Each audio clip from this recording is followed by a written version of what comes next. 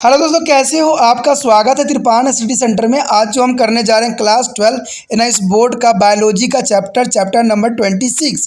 ये चैप्टर जो है conservation and use of natural resource, जो कि काफ़ी इंपॉर्टेंट है। इसमें हम रिसोर्स के बारे में जानेंगे। ये चैप्टर जो है कई मानने में कई क्लासों के बच्चों के लिए बहुत ही महत्वपूर्ण है, चाहे वो 10वीं क्लास के हो, 11वीं हो, 12वीं हो। ठीक है, अगर उनके सिलेबस में ये conservation and use of natural resource है तो ये जो टॉपिक है बहुत ही इम्पोर्टेंट होगा। दोस्तों, आपको पता है कि त्रिपान सेंटर बच्चों के हेल्प के लिए सदैव ही अग्रसर रहा है। इसलिए हिंदी इंग्लिश दोनों माध्यम में एक्सप्लेन किया जाता है और साथ में आपको डिस्प्ले भी हिंदी इंग्लिश में होता है, जो कि आपके लिए अत्यंत महत्वपूर्ण होता है, अमृत तुल्य होता है। तो इसी प्रकार जो है आप लाइक से सब्सक्राइब करते रहिए।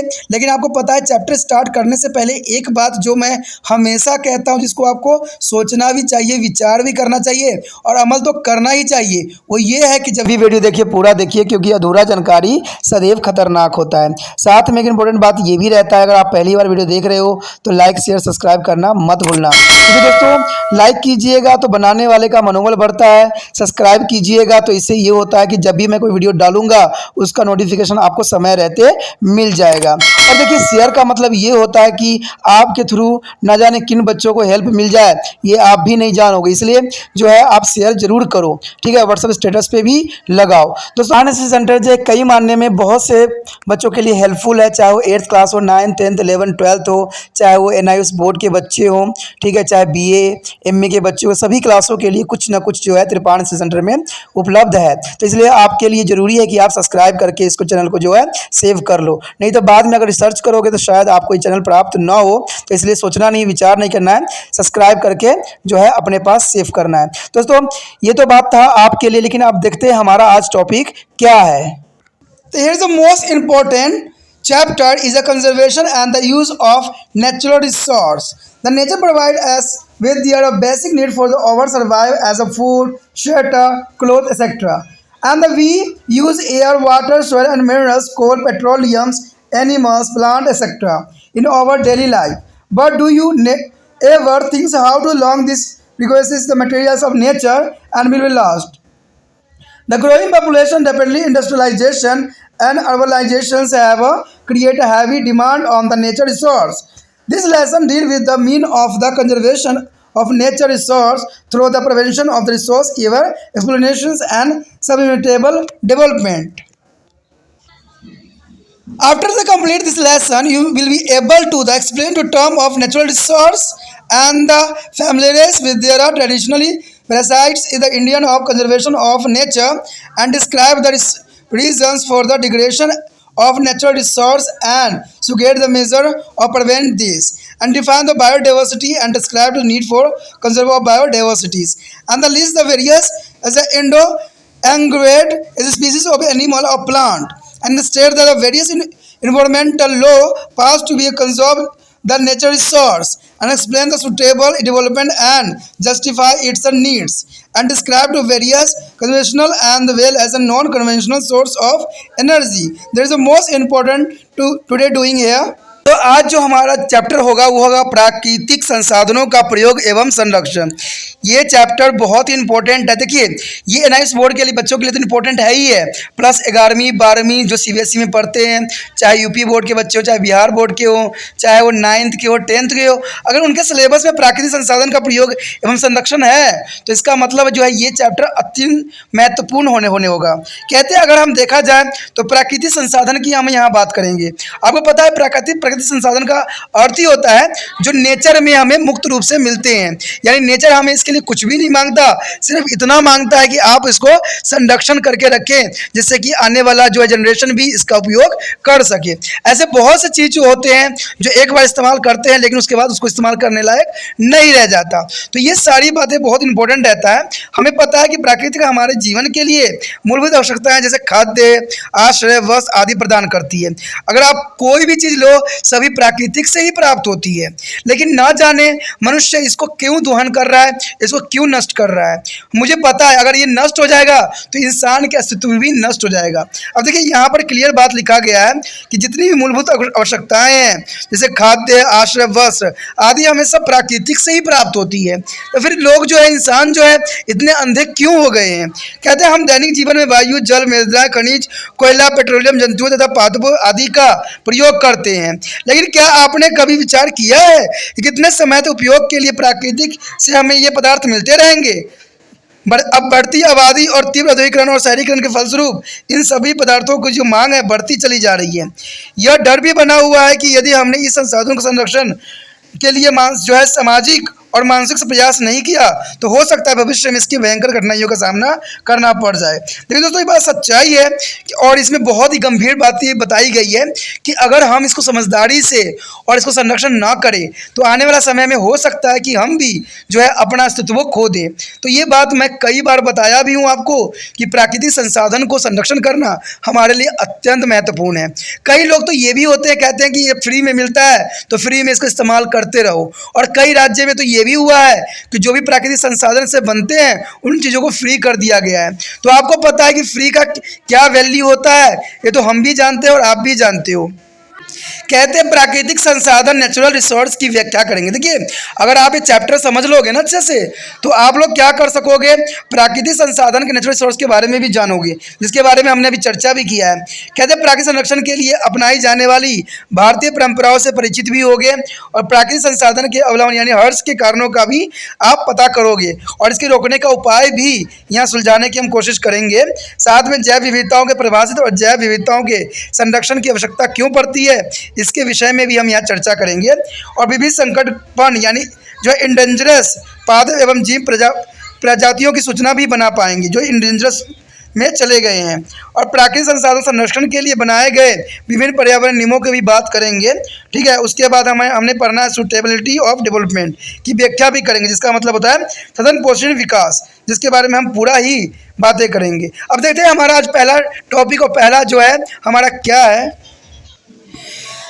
Our next topic is natural resource. There is the natural resource is the most important here.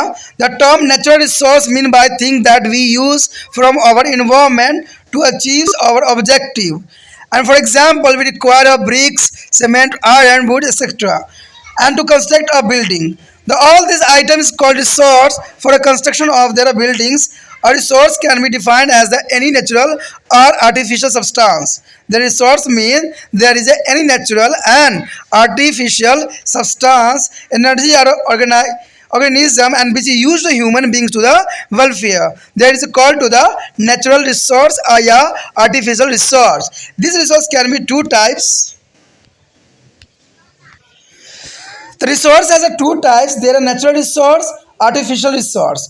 All that nature has provided such as soil, air, water, mineral, coast, sunshine, sunlight, animal and plant, etc. And they are known as the natural resource. There is a natural resource, and this resource which has been developed by human beings during the growth of civilization are called artificial resource. For example, biogas, thermal electricity, plastic. This is a man-made resource are generally derived from to some others natural resource. For example, plastic from the natural resource of petroleum. So here is a classification of natural resource. The air we breathe and the light we get from our sun are available in the unlimited quantity. But what about the coal, forest and petroleum? The stock of this resource are limited and the depleting of day by day. There is a very serious matter here. The coal, forest, petroleum, there is a day by day is depleting. There is a serious problem here. The resource has a two types, is a natural and artificial. Natural resource is a coal and artificial is electricity. There is a natural resource is divided by two types. There are extractable and the inextractable. There are extractable here a petroleum and the inextractable is the solar energy, winds, rainfall and tide energy. And there is goes way to the renewable resource and non-renewable resource for the accessible resource. There is a renewable resource, here is a wind, water, forest, and non-renewable forest. Here is a coal, petroleum, iron, biological species. There is the most important here on this chart. Here is the most important, the inaccessible resource. The resource which cannot be is accessible by man is a consumption or is called inaccessible resource. This include energy source like a solar radiation, wind power, water power, flowing streams and tides power, and substance like a sand, clay, air, water in ocean, etc. There is a inexhaustible resource. But second is a exhaustible resource.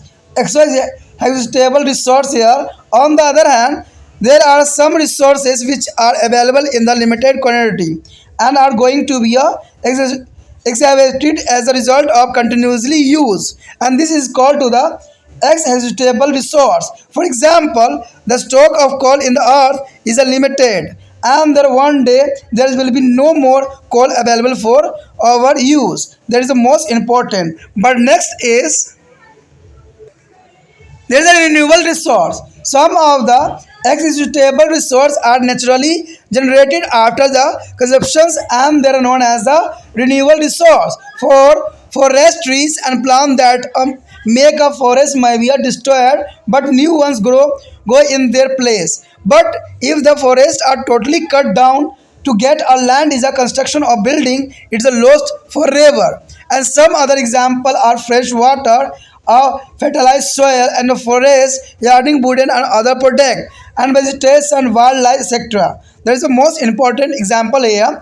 And the next is a non-renewable resource. There is a non-renewable resource here. The resource which cannot be replaced after use, or is called to the non-resource is a renewable resource. This include minerals, copper, iron, etc. Yes, also is the fossil fuel, means coal, oil, etc. The even wildlife species or rare plant and animal belong to this category. दोस्तों यहाँ पर प्राकृतिक संसाधन के बारे में हम बात करेंगे, नेचुरल रिसोर्स, जो कि हमारा पहला टॉपिक ही है।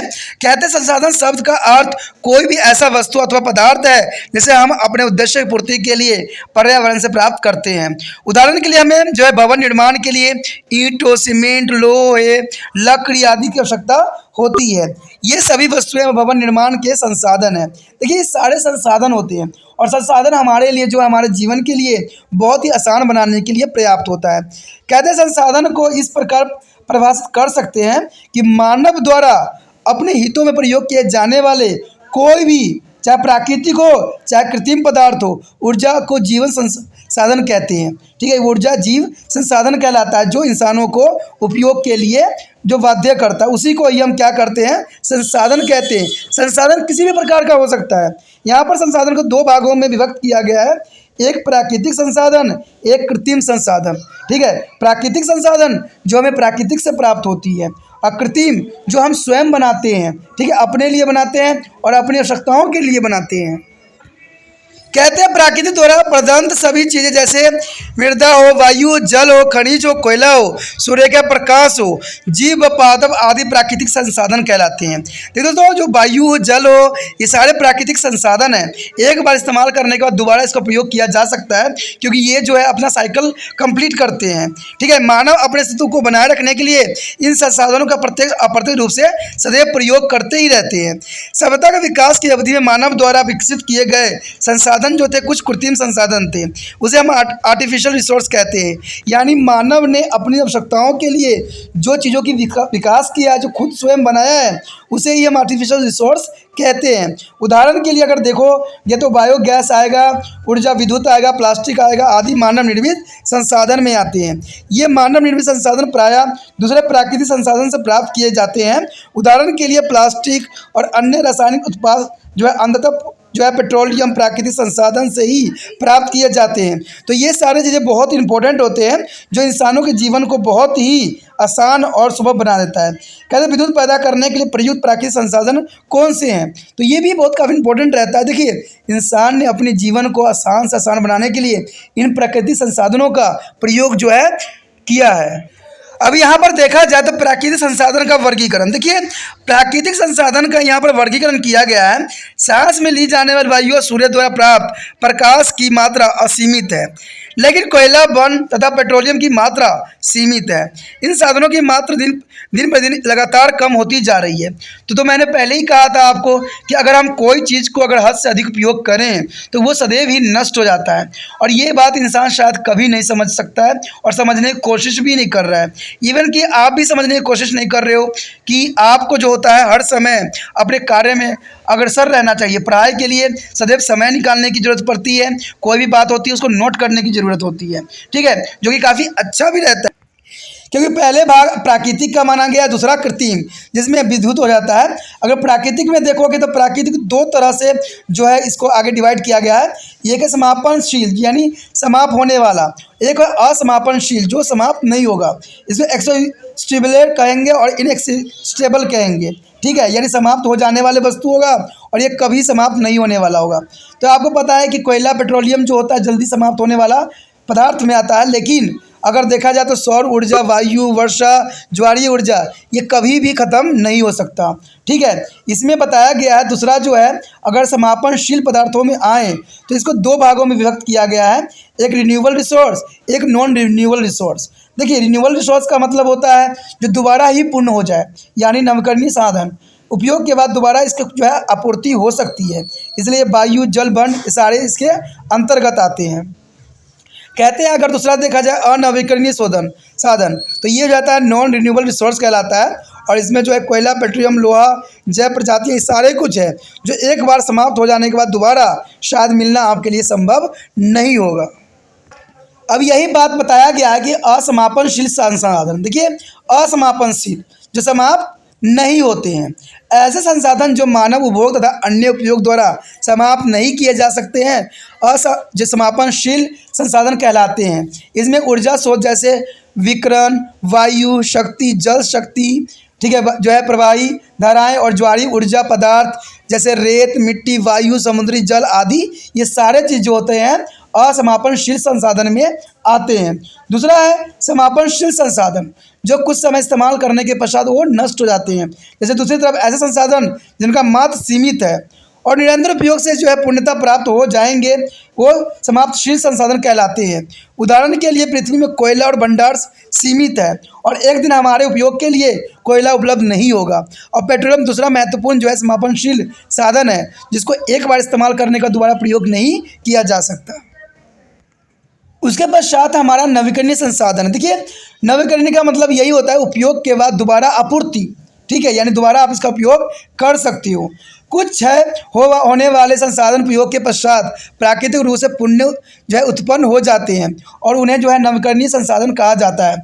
उदाहरणतः जीवित प्राणी, जंतु एवं पादप दोनों कहते हैं जनन में सक्षम है और इस प्रकार जो है मात्र प्रयास या मरे गए जीवों का जो है संस्थान ग्रहण कर लेते हैं। यदि इन संसाधनों का उपयोग पुण्य जनन की दर से अधिक बढ़ता जाता है तो ये पुण्यता समाप्त भी हो सकते हैं। उदाहरण के लिए अगर देखा जाए स्वच्छ जल की बात किया गया है यहाँ, उर्वरक मृदा और वन जो लकड़ी एवं अन्य उत्पाद प्रदान करने वाले होते हैं। कहते हैं इसमें वनस्पति एवं वन्य जीवन भी सम्मिलित है, तो ये काफ़ी इंपॉर्टेंट बात यहाँ रखती है। उसके पश्चात हमारे समक्ष है अनवीकरणीय संसाधन। देखिए दोस्तों, अनवीकरणीय संसाधन जो है जिसको मैं पहले ही चर्चा कर चुका हूं कि ऐसे संसाधन होते हैं जिन्हें उपभोग के बाद पुण्य प्राप्त नहीं किया जा सकता, यानी इसको लाइफ में एक ही बार उपयोग करोगे उसके बाद दोबारा इसका उपयोग करने लायक ये रहेगा ही नहीं, यानी ये समाप्त हो जाएगा। अनवीकरणीय संसाधन कहलाते हैं, इनमें खनिज, तांबा, लोहा आदि और जीवाश्म ईंधन, कोयला, तेल आदि सब आते हैं। देखिए तांबा, लोहा ये भी होता है कि इस्तेमाल करो तो जल्दी पूर्ति नहीं हो सकता। जीवाश्म ईंधन तो सबसे ही खतरनाक होता है, एक बार इस्तेमाल कर लो दोबारा प्रयोग नहीं किया जा सकता क्योंकि ये नष्ट हो जाती है। यहाँ तक कि जो है संकटमय वन जीवन, दुर्लभ पादप जंतु भी श्रेणी में आ चुके हैं। अभी देखोगे तो कई जीव जंतु जो है नष्ट हो गए हैं और इसमें सबसे इम्पोर्टेंट जो था वो था गिद्ध। कहते हैं गिद्ध जो था पर्यावरण के लिए बहुत ही इम्पोर्टेंट था क्योंकि कहीं भी कोई जीव जंतु मरता था उसकी मांस तक जो है वो खा जाया करती थी। लेकिन आज के समय में क्या हुआ है, गिद्ध की प्रजाति खत्म हो गया है। कारण क्या है? भाई कारण यही है ना कि हम 4G 5G में आ चुके हैं। और 4-5G आपको पता ही होगा कि ये जो है पक्षियों के लिए, जीव जंतुओं के लिए सबसे बड़ा घातक है। और मैं तो इवन ये भी कहता हूँ कि आने वाला समय में जब 5G लॉन्च होगा तो ये मनुष्य पे भी बहुत गहरा प्रभाव डालेगा। अगर आपको नहीं लगता है तो 5G आने तक आप वेट कर लीजिए, देखिए कि इंसानों की क्या दुर्दशा होती है, क्योंकि जो इसका रेडिएशन निकलता है वो बहुत ही खतरनाक होता है और इसका जो है ब्रेन पे ही इसका असर पड़ता है। ठीक है, जीव जंतु जो सूक्ष्म जीव थे, छोटे जीव थे, उनको तो 3G और 4G ने ख़त्म कर दिया है। ठीक है, अब 5G अब जो हम एडवांस अब करने जा रहे हैं वो तो और भी घातक होगा, और वो घातक होगा इंसानों के ऊपर। और ये भविष्यवाणी नहीं है, सच्चाई है, जो होगा ही होगा, क्योंकि इंसान समझने की कोशिश नहीं कर रहा है कि जितना हम रेडिएशन के साथ खेलेंगे वो रेडिएशन हमारे ऊपर ही प्रभाव पड़ेगा।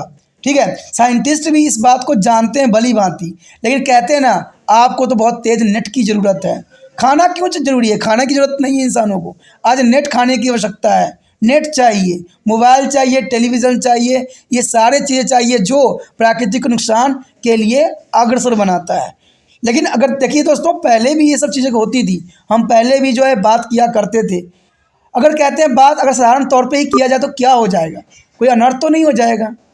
अब हम ये 5G के अगर ला रहे हैं तो इसका जो है दुष्प्रभाव भी देखने को पड़ेगा, और ये 100% होगा, क्योंकि ये मानव को इफेक्ट करेगा। ठीक है, आपने जो देख ही लिया कि इसके सब के कारण क्या हुआ, जितने भी गिद्ध थे वो सारे नष्ट हो गए। और आज के समय देख लो, कहीं भी कोई जीव जंतु मरा हुआ रहता है, सड़ रहा होता है, गल रहा होता है, बदबू आ रहा होता है, हैजा फैल जाता है, लेकिन उसका विघटन नहीं हो पाता है। तो ये किस पे असर पड़ रहा है? इंसानों पे ही तो पड़ रहा है। कहते हैं जितना मर्जी आप अपने आप के आधुनिक युग में लेके चले जाओ, जितना मर्जी सभ्य हो जाओ, लेकिन कहते हैं ना जो पुरातन समय की चीज़ें थी वो बहुत जो है महत्वपूर्ण थी, अमूल्य थी। आपने कभी देखा होगा, कभी जो है आपको गूगल पे भी आता रहता है कि 500 के नोट, जो 200 के नोट जो पुराने टाइम के थे वो कितने महंगे हो जाते हैं। तो वही मैं कहना चाहता हूँ, जो पुराने चीज़ के धरोहर थे वो बहुत इंपॉर्टेंट थे, उस समय के जो रूल रेगुलेशन थे वो भी इंपॉर्टेंट थे। लेकिन आज जो है इंसान जो है अपनी आधुनिकता के चक्कर में उन सारे चीज़ों को नष्ट तहस नहस कर रहा है और अपने अस्तित्व को नष्ट कर रहा है। The next topic is conservation of the natural resource. There is a most important topic here.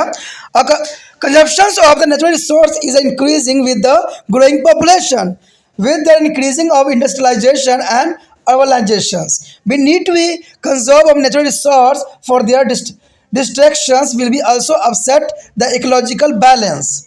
And conservation is the proper management of natural resource to be prevent it is a explanations and destruction of degradations.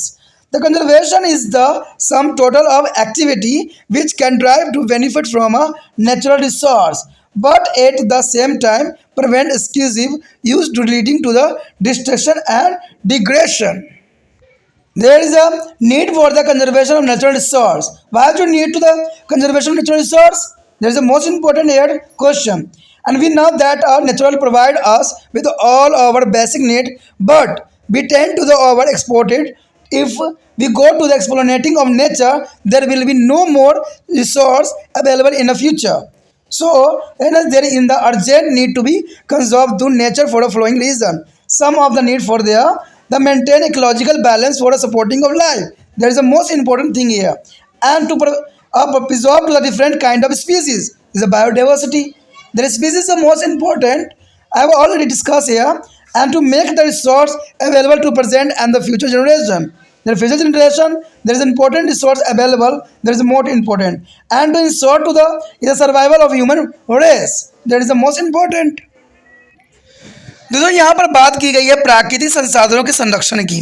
देखिए, प्राकृतिक संसाधन का संरक्षण करना अत्यंत महत्वपूर्ण है। जैसे मैंने पहले भी वीडियो में डिस्कस कर चुका हूँ, बता चुका हूँ कि प्राकृतिक संसाधन का संरक्षण करना अत्यंत महत्वपूर्ण है। कहते हैं जैसे जैसे मानव जनसंख्या लगातार बढ़ती जा रही है, प्राकृतिक संसाधन का उपयोग भी बढ़ रहा है। कहते हैं आधुनिक मानव समाज में बढ़ते औद्योगिकरण और शहरीकरण के कारण सभी संसाधन का जो है उपयोग बढ़ रहा है। यदि इनका उचित ढंग से उपयोग और प्रबंधन न किया गया तो फलस्वरूप अभाव उत्पन्न हो जाएंगे, जो पारिस्थितिक संतुलन को जो है अस्त व्यस्त कर देंगे। कहते हैं बहुत आपने देखा होगा कि भारत में भी सरकारों ने बहुत अच्छा प्रयत्न किया था, स्वच्छ भारत अभियान। लेकिन इसका ज़मीनी हकीकत अगर आप देखोगे ना तो आपको रोडों के किनारे, ठीक है, रोडों के किनारे चले जाओ, कहीं जो है नदियों के किनारे चले जाओ, आपको स्वच्छ भारत नज़र ही नहीं आएगा। तो कारण क्या है? सरकार ने रूल रेगुलेशन तो लागू कर दिया है, लेकिन इंसान नहीं समझ पा रहा है कि हमें कूड़ा करकट यहाँ वहाँ नहीं फेंकना चाहिए। सरकार क्या करेगा? हर जगह थोड़ी सरकार बैठा रहेगा, या हर जगह आपको फाइन थोड़ी करता घूरेगा। ये तो आपकी भी समझ होना चाहिए कि कूड़ा करकट जो कभी कभी भी रखे तो जहाँ व्यवस्थित किया गया है, जहाँ पर सरकार के द्वारा व्यवस्थित किया गया है, इंसानों के द्वारा नहीं। इंसान ने तो हर जगह कूड़े के ढेर बना दिया है। लेते हैं, गाड़ी पे चलते रहते हैं, कूड़ा फेंकते हैं और गाड़ी चलाते रहते हैं। तो यही तो हमारे समाज की बुराई है जो सही नहीं है, ठीक है। तो ये चीज़ें जो होती है ये प्राकृतिक के लिए विनाशकारी है, और कहते हैं ना हर चीज़ सही होना चाहिए। अब देखिए कूड़ा करकट आप सोचते होंगे कि ये हमारे पर्यावरण को कैसे नुकसान करता है। दोस्तों ये पर्यावरण को नुकसान करता है। कूड़ा करकट किसी ज़मीन में अगर चला जाए तो आपको पता है वो बंजर हो जाती है। और दूसरी बात जो बहुत इंपॉर्टेंट रहता है कि अगर मान लीजिए कोई जीव जंतु है, उसमें चावल है, आटा है, तो आप जीव जंतु के पास हाथ तो नहीं है ना कि क्या करेगा, आप लिफाफे को खोल लेगा और खोल के उसमें से खा लेगा। ये तो नहीं है ना, हो सकता है संभव। तो वो क्या करती है, पूरा लिफाफा को ही मुंह में डाल के चबाने लग जाती है और सारे के सारे अंतरी में फंस जाती है, क्योंकि आपको पता है प्लास्टिक पचाना किसी भी जीव जंतु के लिए संभव नहीं है। तो समझ सकते हो ना कितना नुकसानदायक है। कहते हैं ये आए दिन न्यूज़ में आती रहती है कि गायों से इतना कुंटल जो है कहते हैं प्लास्टिक निकाला गया, ये निकाला गया, लेकिन लोग नहीं समझ पा रहे हैं। तो ये कहाँ गलती है? क्या इंसान शिक्षित नहीं है? सरकार तो हमेशा कहती है कि हमारा एजुकेशन सबसे आगे है, लेकिन गलती एजुकेट लोग ही कर रहे हैं आज। अनपढ़ लोग तो चलिए वो अनपढ़ है, उनको तो मैं कुछ कह नहीं सकता, लेकिन जो पढ़े लिखे समझदार है, मैंने देखा है गाड़ी से भी बंदे जो होते हैं कूड़ा बाहर फेंकते रहते हैं। तो वो कौन है? क्या वो अनपढ़ है? नहीं, वो शिक्षित हैं, समझदार हैं। तो ये बातें बहुत इम्पोर्टेंट रहता है। और समझदारी की बात यहाँ पर भी देखिए कि सरकार कहती है कि मैं तो सब कुछ व्यवस्था कर रखा हूँ, लेकिन आपको नहीं पता है। सही बात बोल रही हो सरकार। क्यों? क्योंकि जब भी वो किसी एरिया में दखल देती है, एंट्री करती है, वहाँ की सारी व्यवस्था सही हो जाती है। चाहे रोड हो, चाहे सड़कें हों, सारे साफ़ सुथरे कर दिए जाते हैं, पेंट कर दिए जाते हैं, जो नालियों को साफ़ कर दिया जाता है। क्यों? सरकार के लिए। और आम लोगों के लिए पता क्या करते हैं? छोड़ देते हैं 2 साल 3 साल, जब तक लोग परेशान होकर अपना सर न फोड़ने लग जाए तब तक सरकार उस पर कदम भी नहीं रखती है। जैसे क्लैंडी, मैंने बीए वाले बच्चों को पढ़ाया था, क्लैंडी सेम कंडीशन इंसानों की यहाँ पर है। जब इंदिरा गांधी गई थी तो वहाँ पर कहते हैं रेन बारिश की तरह आया था। क्लैंडी एक पोयम है जो कि बहुत काफ़ी इंपॉर्टेंट इंसानों को जो है शिक्षा दे सकती है। तो यही शिक्षा जरूरी है सभी इंसानों के लिए कि संरक्षण उन सभी गतिविधियों का एक समूह है जिसके द्वारा क्षति पहुँचाए बिना अनुकृत किए हुए प्राकृतिक संसाधन का दोहन किया जा सकता है, लेकिन उसी समय उसका अत्यधिक दोहन किया गया तो वह विनाश अथवा अनवन बढ़ा देता है। कहते हैं प्राकृतिक संसाधन के संरक्षण की आवश्यकता। कहते हैं हम जानते हैं कि हमारी मूलभूत आवश्यकताएं की पूर्ति प्राकृतिक करती है, लेकिन हम इसके संसाधनों को जो है अति दोहन की प्रवृत्ति रखते हैं। यदि हम इसी प्रकार प्राकृतिक संसाधन का उपयोग करते रहेंगे तो भविष्य में कोई भी संसाधन शेष नहीं रहेगा। प्राकृतिक संरक्षण अत्यंत आवश्यक है। कुछ आवश्यक इस प्रकार है, देखिए, जीवन के आधार प्रदान करने के लिए जो है परिस्थिति संतुलन बनाए रखना अत्यंत महत्वपूर्ण है। विभिन्न प्रकार के जीवों का संरक्षण करना अत्यंत महत्वपूर्ण है।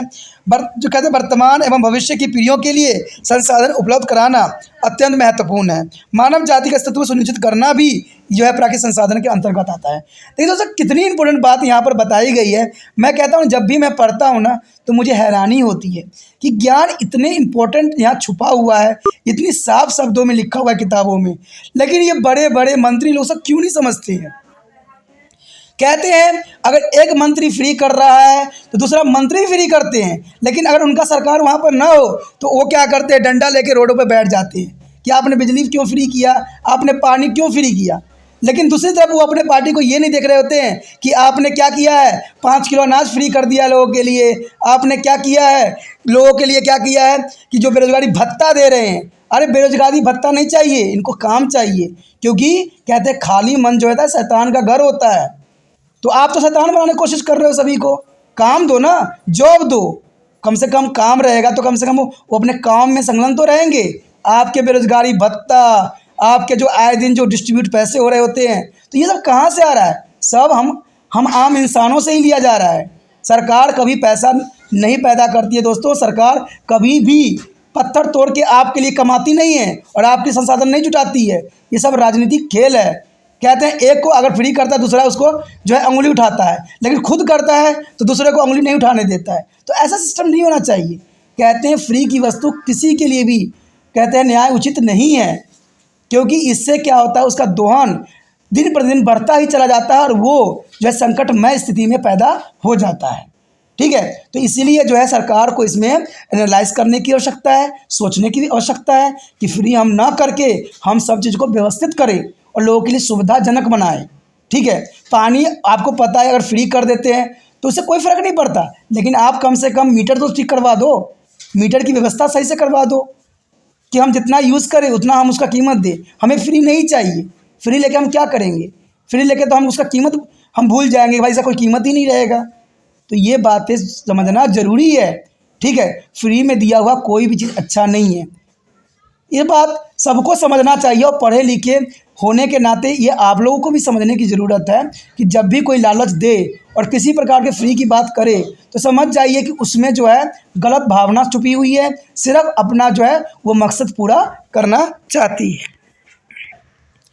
There is a conservation of the natural resource and tradition of the India. The need for the conservation of the nature resource we felt by our is a predecessor, and the India is here traditional of respecting and the preserving a nature and natural resource. The natural resource we are conserved in the form of scan grow forest and scattered to the pools and the poles and the lake and scared of species etc. And the rivers Gangas in our country there is a conservation of nature forest now from the time of Lord Ashoka. That is the most important here. And the square of forests are forest patch of different dimensions and dedicated by their tribals as there are two deities and the central spirit, and cutting down to tree hunting and other human interference where statics as a prohibited and this forest and these projects are biosphere particularly in the peninsular and the central and the eastern India, and has a result in the protection of the large number of plant animals. Similarly, a several water bodies example is a Chrysopolis. The Chrysopolis lake is a Sikkim was declared square people thus protecting aquatic flora and fauna. The word shoppings and the return plant like a banana, people, tulsi sector has a not only preserved them but also encouraged their plantation history recalls a numerous instant on where people have laid down their leaves and protected trees. And the recent of Chipko movement in India is one of the best example. And this movement was started by the woman is a go Peshawar village in the Goraswala is a Himalaya, and there is a stoppage to the felling of trees by hanging them from to the lumberman arrived to the cut them. This is save about a 12,000 is a square kilometer of the sensitive water catchment area. The similar moment also consumes some other part of the country. तो यहाँ पर जो है प्राकृतिक संसाधन संरक्षण और भारतीय परंपरा काफ़ी इंपॉर्टेंट है। कहते हैं भारत में हमारे पूर्ववर्ती लोगों द्वारा जो है प्राकृतिक संसाधनों की आवश्यकताओं को अनुभव किया गया। यह प्राकृतिक का आदर एवं प्राकृतिक साधनों के संरक्षण की प्रथा थी। कहते हैं हमारा देखिए हमारा पूर्वजों ने बहुत ही इंपॉर्टेंट बातों पर यहाँ पर संरक्षण के लिए उपाय सोचा था। आपको पता है कि पुराने समय में पेड़ पौधों की पूजा की जाती थी, क्योंकि इसी से हमारा जीवन रूपी ऑक्सीजन प्राप्त होता है। तो ये बात बहुत इंपॉर्टेंट भी था, क्योंकि उन्होंने इस बात को जानते थे कि पेड़ पौधे के बिना इंसान के अस्तित्व संभव नहीं है। इसलिए वो प्राकृतिक संसाधन की प्रथाएं थी और उनको संरक्षण करने के लिए हर रूप में प्रयत्नशील थे। प्राकृतिक संसाधनों के पवित्र गुफाएं, वनों, पवित्र जलाशय और झीलें एवं पवित्र प्रजातियों आदि के रूप में संरक्षण भी किया जाता था। हमारे देश में सम्राट अशोक के समय से ही वन संरक्षण की प्रथा चली आ रही है। कहते हैं जनजातीय द्वारा अनेक देवी देवताओं और पूर्वजों की आत्माओं को विभिन्न आकार प्रकार के वन और वनखंड समर्पित किए जाते रहे हैं, जो कि हमारे पूर्वजों की सबसे इम्पोर्टेंट कार्य प्रणाली थी। इन वनों में पेड़ों को काटे जाने, शिकार, अन्य मानवीय हस्तक्षेप बिल्कुल ही निषेध था। ये बहुत ज़रूरी भी था, क्योंकि पेड़ पौधों को काटे ना जाना, उनमें शिकार ना करना। देखिए इंसानों ने ऐसे बहुत चीज़ों का शिकार किया है जिनका अस्तित्व जो था संकटमय था। लेकिन कहते हैं कि भारत में क्या होता है, कोई घटना घट जाती है, उस पर एक केस लिख के रख दिया जाता है और ये केस जो होता है मरते दम तक चलता ही रहता है, कभी इसका फैसला आता ही नहीं है। तो वही तो, तभी तो लोग जो होते हैं अपराधी वृत्ति के होते चले जा रहे हैं। उनको पता है कि अगर कोई अपराध कर लो तो इसकी सज़ा तो मुझे मिलना ही नहीं है, और मिलते मिलते तो बुढ़ापा आ जाती है। तो ये बातें बहुत इंपॉर्टेंट होती है। कहते हैं कि पहले के समय में जो हुआ करता था, जो आदिवासी लोग होते थे प्रकृति की पूजा किया करते थे, और उनके पैर काटे जाने पर शिकार अन्य मानवीय हस्तक्षेप को बिल्कुल ही निषेध माना जाता था, क्योंकि उसमें दूसरे जीव जंतु पल रहे होते हैं, उनका आश्रय होता है। लेकिन आज इंसानों ने क्या किया है, अपने लालच में आकर, ठीक है, प्रॉपर्टी को बेच दिया है, उसमें बिल्डिंग बना लिया है, घर बना लिया है, और जितने भी जीव जंतु थे वो सड़कों पे आ गए हैं। और आए दिन आप देखोगे सड़कों पर कोई ना कोई जीव जंतु जो होते हैं मरे पड़े होते हैं। कारण क्या है, भागम भाग दुनिया में इन जीव जंतु के अस्तित्व ही मिटता चला जा रहा है। तो ये बहुत ही गंभीर समस्या है, जिसके फलस्वरूप बहुत से पौधे एवं जंतु को संरक्षण हो सका। कहते हैं अगर देखा जाए तो जो पुराने समय के लोग थे, उन्होंने जब ये निषेध किया तो ये प्रथा विशेषकर प्रायद्वीपीय मध्य पूर्वी भारत में फैली गई, जिसके फलस्वरूप बहुत से पादप और जंतु का संरक्षण हुआ, और शायद हम लोगों ने थोड़ा सा उसका दर्शन भी कर पाए। लेकिन इसी प्रकार अनेकों जल निकाय और उदाहरणतः सिक्किम और खोचोपालारी झील को लोगों द्वारा पवित्र घोषित किए जाने के फलस्वरूप जलीय पादप जंतु प्रजातियों का संरक्षण हो सका, क्योंकि इन झीलों को पवित्र घोषित किया गया। देखिए अगर खेचो वो पलारी झील को लिया जाए तो लोगों ने क्या किया, उसको पवित्र घोषित किया। अब पवित्र, आपको पता है कि हिंदू धर्म में सबसे बड़ी बात होती है, कोई चीज़ पवित्र होता है तो उसको हम गलत नहीं करते हैं। हम तो, आपको पता ही है कि कहीं पवित्र जगह होता है, गंगा होती है, कहीं भी होता है, तो हम अपने चप्पल जो है बाहर निकाल के ही प्रवेश करते हैं, क्योंकि हम धार्मिक हैं, हमें पता है कि ये चीज़ों को जो है मात्र समान माना जाता है। तो ये काफ़ी इंपॉर्टेंट बात यहाँ पर रखता है और ये बहुत ज़रूरी भी है। कहते हैं इससे कम से कम उसकी संरक्षण तो हो जाती है, सुरक्षित तो रह जाती है, कम से कम पवित्र होने से रक्षा तो हो जाती है, और ये बात काफ़ी इंपॉर्टेंट भी रहता है। कहते हैं पुराने समय में लोग पीपल को काटते भी नहीं थे ढंग से, क्योंकि उनको लगता था कि वह शराब का कारण बन जाएगा। लेकिन आज बड़े बड़े बिल्डिंग बनाने के लिए पीपल के पेड़ को तो ऐसे उखाड़ के फेंक देते हैं जैसे कि कभी पवित्र थी ही नहीं। तो ये क्या कारण है, आप देख लेना, कहीं भी पीपल का पेड़ होगा और वहाँ पर एक कंस्ट्रक्शन बिल्डिंग बन रहा होगा, फटाक से उसको उखाड़ के परे मार देते हैं, ठीक है। लेकिन ऐसा पुराने समय में नहीं होता था। पीपल के पेड़ को हम जो है पूजनीय मानते थे, और ये सही में पूजनीय भी है, क्योंकि आपको पता है कि ये 24 घंटा ऑक्सीजन ही देती रहती है, जो कि बहुत काफ़ी इसका अच्छा गुण है, ठीक है। बाकी पेड़ पौधे जो होते हैं दिन के समय में ऑक्सीजन छोड़ते हैं और रात के समय में ऑक्सीजन ही लेते हैं, इन उल्टा प्रक्रिया होता है। तो ये काफ़ी इंपॉर्टेंट बात यहाँ पर रखता था।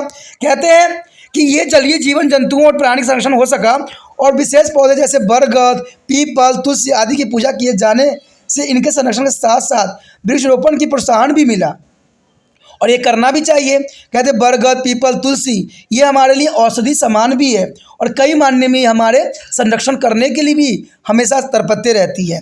इतिहास इस बात का साक्षी है कि लोगों ने पेड़ की रक्षा करते हुए अपने प्राण तक त्याग दिए।